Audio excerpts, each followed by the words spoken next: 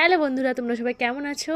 আশা করছি খুব ভালো আছো। আমরাও ভালো আছি। দেখো আজকে আর একটা পিঠের রেসিপি নিয়ে চলে এসেছি। সেটা হচ্ছে চিতই পিঠে বলো বা সাজের পিঠে বলো, অনেকেই অনেক রকম বলতে পারো। আর এটা ছিল সংক্রান্তির দিনের ভিডিও।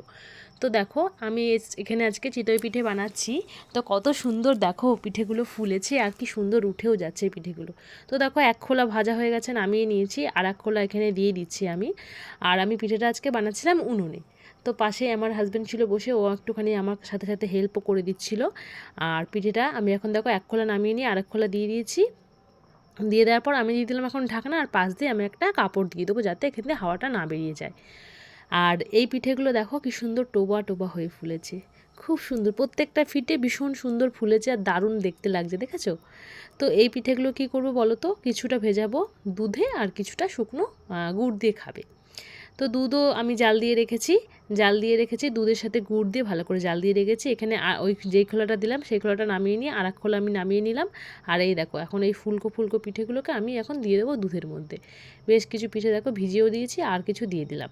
আর এই যে পিঠেটা এখন তোমরা দেখেই নিচ্ছ কতটা ফুলকো হয়েছে, এখন দেখাবো ঠিক কতটা সফট হয়েছে, দেখেছো? দেখেই বুঝতে পারছো কতটা সফট হয়েছে। এখন খেতে হবে এটাকে গুড়ে চুবিয়ে ভালো করে খেতে হবে। তো যেহেতু পিঠেটা গরম, আমি গুড়ে চুবিয়ে আমার বরের মুখে দিয়ে দিয়েছি। আর ওর তো লেগে গেছে ছ্যাঁকা, ওর সাথে সাথে মুখ থেকে বের করে ফেলেছে।